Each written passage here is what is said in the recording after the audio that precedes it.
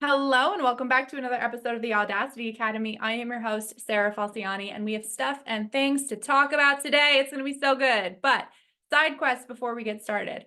I find it hilarious that last week, the entire frame and context of the episode was talking about the stories that we tell ourselves to get in the way of taking aligned action and getting in the way of doing the damn thing. And so last week, all of what I talked about was the story that I had been telling myself about why I couldn't start doing video recordings of my podcast episodes because I didn't have the right equipment. I didn't have the pretty background. I didn't have this, that, or the other.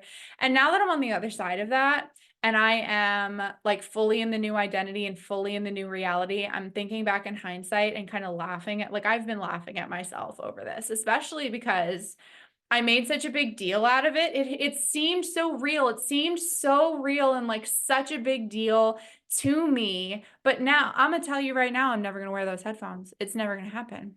It's never going to happen. I check the sound quality every time I edit my podcast episodes in my software, and never, not once, ever in the history of the Audacity Academy, not in this iteration since we brought it back, and in the first iteration, generation one of the Audacity Academy, I have never, not once, had a single complaint about any sound quality ever. Not about the equipment, not about the background. Nobody gives a shit. I'm telling you. So, just to wrap up the context of what we were talking about last week, I'm telling you, the stories you were telling yourself, all of these things that you have convinced yourselves of why you can't do that thing, why you can't make that move, why you can't apply for that job, why you failed in that social interaction, why you this, why you that, all the stories you're telling yourself and that you've convinced yourself of. Do yourself a favor and start practicing doing the damn thing in spite of your inner gremlin telling you why you shouldn't do that thing, because on the other side of it, you'll probably see that it wasn't that big of a deal to begin with. I'm never going to wear the headphones. It's not going to happen. And if anybody ever has a problem with that, then they can send me an email and I will handle that and cross that bridge when we come to it. But I am certainly not going to do it just because I think it makes me what? What? Isn't it so silly? What did I think? That wearing the headphones was going to make me a more serious podcaster? Let's all laugh collectively at that. Sarah does what Sarah wants to do. But that's not what we're talking about today. Today, I wanted to pull a piece of content off of TikTok and expand upon it because it was really fun for me to put together, and I've been asked about it and I've had some feedback on it. So I want to take it and expand upon that topic today because it's just going to be so good. So the TikTok that I put up was one of my photo slides, and I was talking about the 5 power moves you can make that will make you and your life completely unrecognizable in 3 to 6 months.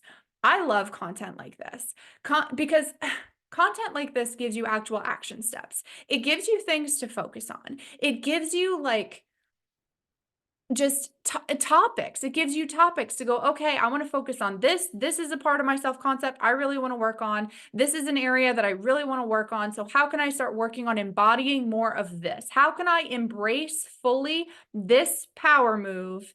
And then, having a short list of things to follow and focus on, it just helps, doesn't it? It just helps. Self-concept work and personal development and, I want to change my life, so I have to change myself. Like, yes, we'll have still broad, general conversations about this stuff, but every now and then it really, really, really helps to focus in on a couple of things that you can really do that will have a major impact on you, on how you feel about yourself, and on your life. That's why private coaching is so valuable, and working more closely with a coach or a mentor or whoever, because they're able to kind of laser focus in on you and your particular self-concept so that they can highlight your areas of opportunity for improvement and the things that you already seem to have a grasp on pretty well. Because everyone is out there in the manifestation and self-concept community going, I'm chosen, I'm loved, I'm respected, I'm successful, I'm this, I'm that. And if you keep it too broad and general all the time, and you just try to do all of this self-concept work, quote unquote, And then you're not actually properly peeling back the layers and analyzing your 3D and pairing what's going on in the 3D back to areas in your self-concept.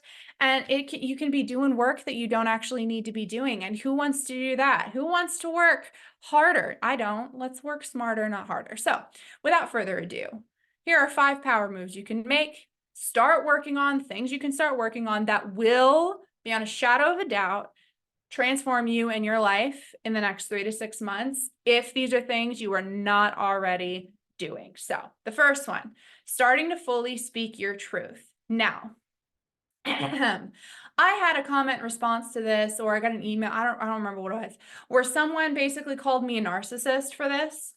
Because their perspective, and I am acknowledging and validating their perspective and their perception. We are not slamming anybody, but their argument basically was that there's only universal truth. And if everyone is speaking their truth and arguing for their truth, that it's like a narcissism type of thing, and like not taking other people into account. I don't know. I didn't unpack the conversation any further. I didn't engage with this individual. I just saw the words narcissism and basically saying that there's only universal truth and individuals can't have their truth. And I very respectfully slightly disagree, mostly disagree. I do see where they are coming from, and it is an interesting conversation to go into, something I'm not going to do for the sake of this podcast, but I want to clarify on what I mean by that.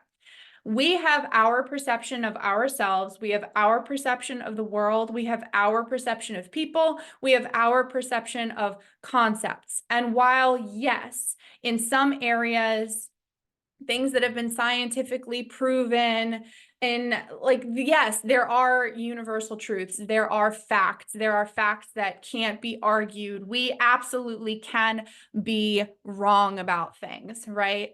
But our perception of things, that really kind of is like true for us. It is true for us. And when we start really owning that and leaning into that and speaking more of our truth and speaking our mind and using our voice from our perspective, what happens is it puts us in a position to actually have really good conversations, exactly like what happened when I got feedback for saying that. It opens you up to learn things. It opens you up to be challenged, and it puts you in a position to have a really major impact.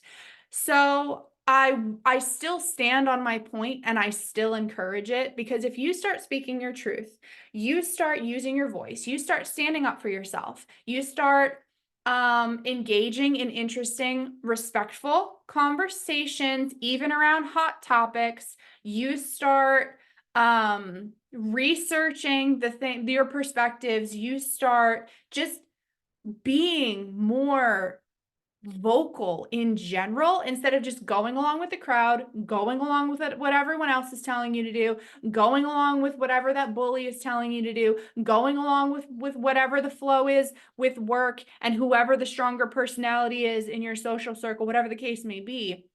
You start using your mind more, like identifying what your values are and actually speaking your mind and speaking your truth, the way it will change your life by the conversations you get exposed to, the arguments you'll get into, the dynamic shifts that will occur. You become a force to be reckoned with when you become someone who actually has an opinion on things and understands and knows how to engage in healthy debate, healthy conversation. You learn how to stand up for yourself, stand up for what you believe in, stand up for what's right. You become someone who is able to stand up for what you need in relationships. You are able to stand up for what you need and what you deserve in the workplace. So there's a dark side and a light side to this. And when I say start fully speaking your truth, that this is more what I mean. So I wanted to expand on that for anyone who saw that. And I think this person who gave me direct feedback, it was not the first time I've heard this. This is a relatively new argument I'm seeing as a pushback to the idea of quote unquote speaking your truth. And I do understand where they are coming from. But basically what I'm saying is learn your values, know yourself, know what you believe in, know what you stand for. Don't be a dick. So you and your truth does not mean everyone else is wrong. So learn how to have respectful conversations, learn how to take other opinions and everything into account, learn how to challenge perspectives, and learn how to be classy when you are being challenged yourself. It is incredibly, incredibly, incredibly powerful. If you are able to really lean into this and expand on this, you become a force to be reckoned with. You become a voice to be heard. And if you're in my world, you're a good-hearted person. You most likely have had experience with narcissists, so you know the dark side of this, but you're a good-hearted person who wants to build their confidence. You want to make a difference. You want to manifest a life that feels really good to you. And bonus, you really want to make a difference in the world in the positive direction. And if you want to start making a difference in the world positively, and you want to start making a difference in your life, you want to break generational curses, you need to learn how to have an opinion. And you need to learn how to own your truth. And you need to learn how to have healthy conversations. And you need to learn how to admit when you are wrong. You need to learn how to do this. So this is a skill to develop. This is an area of your self-concept to work on. If this conversation has brought up a bunch of fears, a bunch of stories, a bunch of shit, this is an area where you have an opportunity to do some work. So number 2, going 100% all in on your dreams. That's pretty self-explanatory. But if you're like wishy-washy about your dreams, if you're wishy-washy about the business, if you're wishy-washy about your career, you're wishy-washy about going to the Olympics, you're wishy-washy about the life you want to create for yourself, if you're wishy-washy in your energy and hemming and hawing about it, it's going to yield wishy-washy results. There is really something to be said. And I'm still working on this, and I'm still working on getting better at this. But every time I have gone 100% all in on what it is that I wanted, there was nothing that could stop me. And it is incredible. The mountains, the literal mountains that will move and things that will rearrange to support you. The second you lock it in and go, no, I'm not bullshitting. I am not apologizing. I'm not over explaining. I am getting quiet. I am getting private. I am getting laser focused on what it is that I want to create, regardless of whether it's a business goal, whether it's a relationship, whether it's a fitness goal, whether it's an entire life transformation. I have this dream, and there is nothing that is going to stop me or talk me out of it. I'm doing the damn thing. That moment of decision, clarity, and decision will rock your world. Abso-fucking-lutely. You become someone who is just done apologizing. You're no longer sitting at brunch with the girlfriends or on the phone with someone complaining about how it's not working and you don't know what you want. Stop thinking about yourself as someone who doesn't know what they want and shift into the identity of someone who not only knows what they want, but is absolutely going for it. And come hell or high water, you are going to do the damn thing and nothing is going to get in your way, even if you don't have a pair of headphones like me.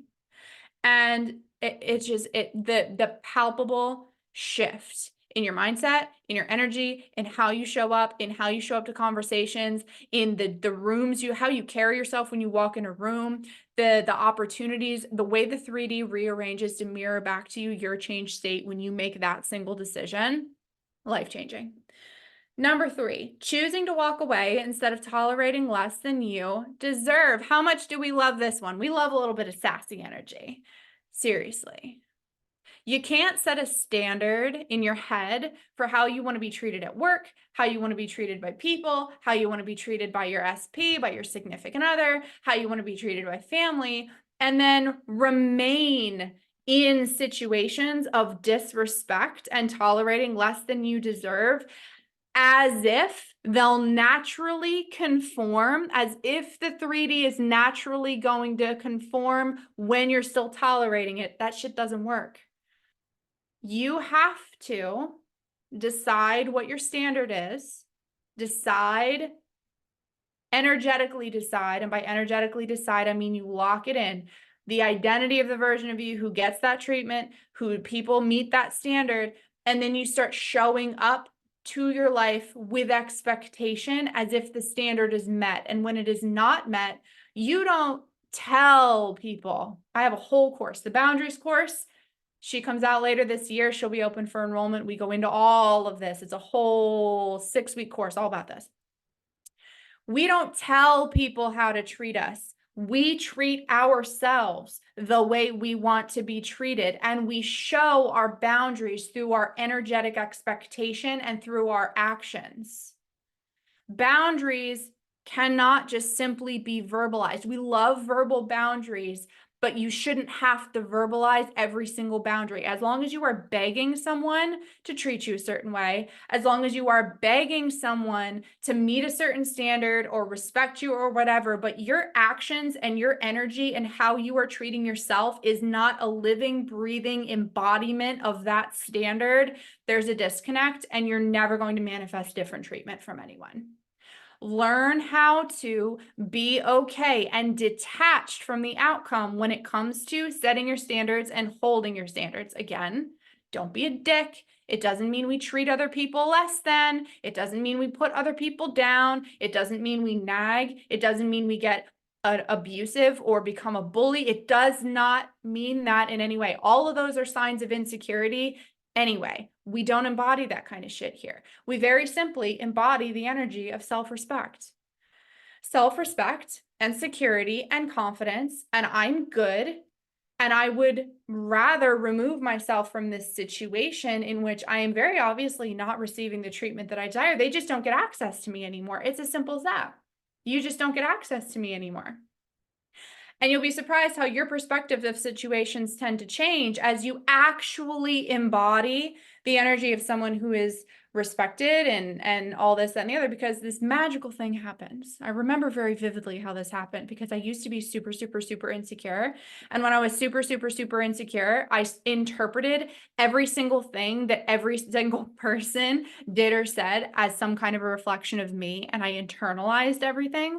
But as I worked on my self-concept in this area and I became more confident and I became more secure and I became more of the version of me who's respected and treated well and this, that, and the other, it got to this point where I actually was able to see, I saw people in a completely new light, and I was able to very naturally see how people would be projecting things. Or maybe that person was just having a maybe, just maybe, it's not about me. Fascinating. It was fascinating the first time I encountered something, and I was just like, oh my God, I don't actually have to remove myself from this situation. I don't actually, it's not a reflection of me at all. It's absolutely a reflection of them. And now I'm just going to make a mental note of this. And if it becomes a pattern, then I'll handle it. But this just isn't a big deal anymore. It is fascinating how this happens, but you have to get to the point where you are willing to walk, rather than tolerating less than you deserve consistently over time.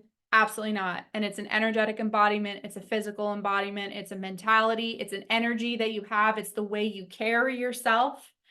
People can tell when you respect yourself. People can tell when you take yourself seriously. People can tell what your standards are before you even open your mouth.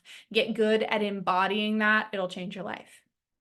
Number 4, prioritizing water, sleep, exercise at least 3 times a week, and working on your nutrition every day, whatever that looks like for you, okay? I have a background. I was a personal trainer. My bachelor's degree is in kinesiology. I used to be a bodybuilding competitor. I've been in the health and wellness space. That's how I started my coaching many, many, many, many moons ago. And I still work out most days of the week. And it is, I know, life-changing. It is life-changing though. It is like square one of self-concept work and taking care of yourself. When you're like, okay, me, okay, my health, my wellness. When my people come to me, when my clients come to me, and they're just a ball of anxiety and they are worrying about everything and they are hyper fixating on everything and they're super attached to things, and we're building the plan and the foundation of our work together, one of the first things I usually ask people is, how's your sleep? What's your before bed routine?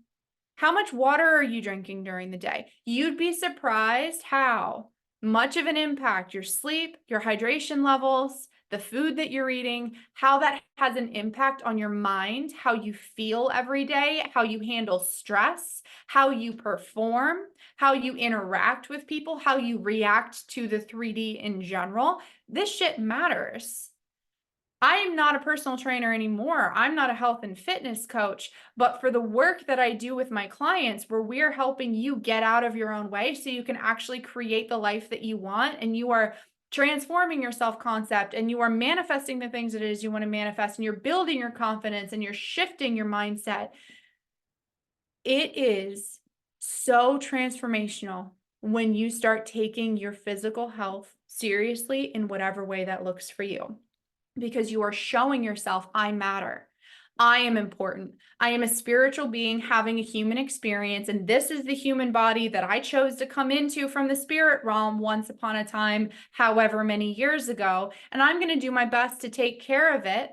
This body that I chose to step into, I'm going to choose to take care of it and start speaking kindness into my body and health into my body and vitality into my body. And I am going to stand up for my body. I am going to take care of this body, because this body is what is the home for my soul, for my power, for my essence.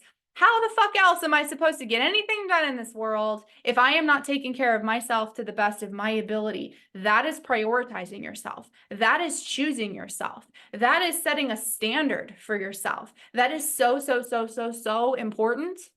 So maybe you go to the doctor. Maybe start going to the doctor if you haven't been to the doctor in years. Get some kind of an idea of where your body is at, where your fitness profile is at. Maybe it's hiring a personal trainer. Maybe it's going to a nutritionist. Maybe it's just starting to speak more kindness into your body. Maybe it is focusing on sleep. Maybe it's quitting alcohol. That was really transformational for me when I gave up alcohol. I can do a whole episode on that. At some point, I probably will. And it might be giving up smoke, whatever it is. It's an individual journey. It's individual choices. So I'll leave it open for you to kind of reflect on this topic and on yourself next time you look in a mirror, and go ask yourself really honestly, am I really taking care of myself? A flip side to that I do want to say, because I was in the fitness industry for a very long time, and I had severe body dysmorphia and struggles with eating, and my mindset around my body and around my stuff was really kind of toxic and unhealthy. And I actually exercised to the extreme, and I would restrict my food to the extreme. And it also is not good for you. It also is not good for you. So it is about tuning in and being really, really real and raw about yourself, raw with yourself, and asking yourself, how do I feel? How do I feel? Am I taking care of myself? Am I feeling balanced? Am I living in alignment with my values? Am I prioritizing myself? Am I choosing myself? Or am I doing things just because I think it's going to produce some kind of a result and get me some kind of a validation, or doing this and looking this way is going to make me feel loved and make me feel chosen? These are the kinds of questions that you need to be asking yourself. But regardless, if you start prioritizing this, life-changing.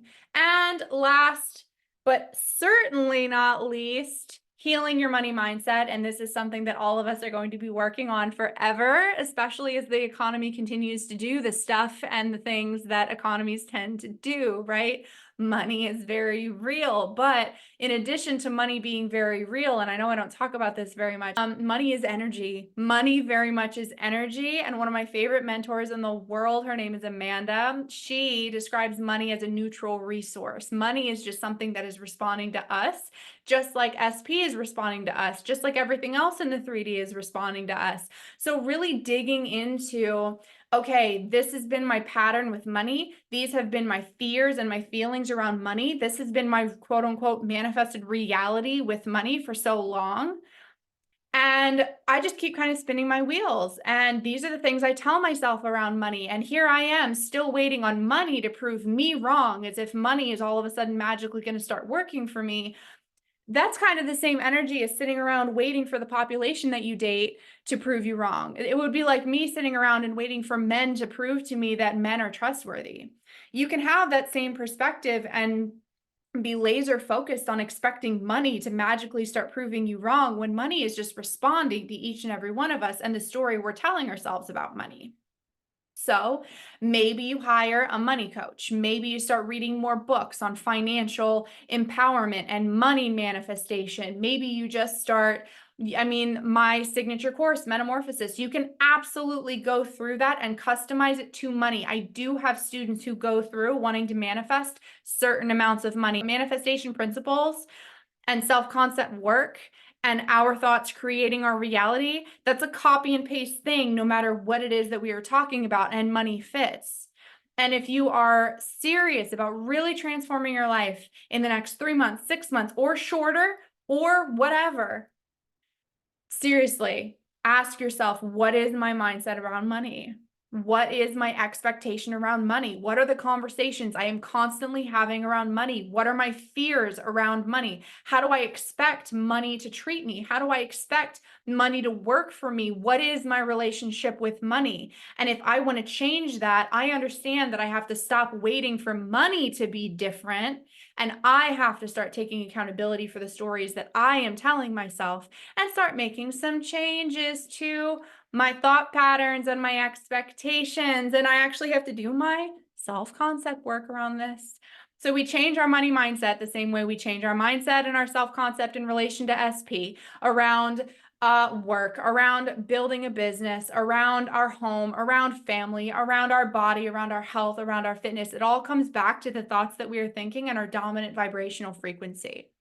So if you want to transform your life, you seriously want to transform your life this year, you want to make the rest of 2024 the best year of your life, and then allow that to carry on and create the best life that you've ever imagined, I really encourage you to focus on either one at a time, one thing, or all 5 of these things that we've talked about in today's episode, and you will start seeing significant changes in how you feel about yourself, in how the world works for you, and how the world responds to you. It will transform your life and make you unrecognizable. It really, really, really will. That's all I have for today. I am absolutely thrilled that you joined me for yet another episode of the Audacity Academy, and I will see you next week.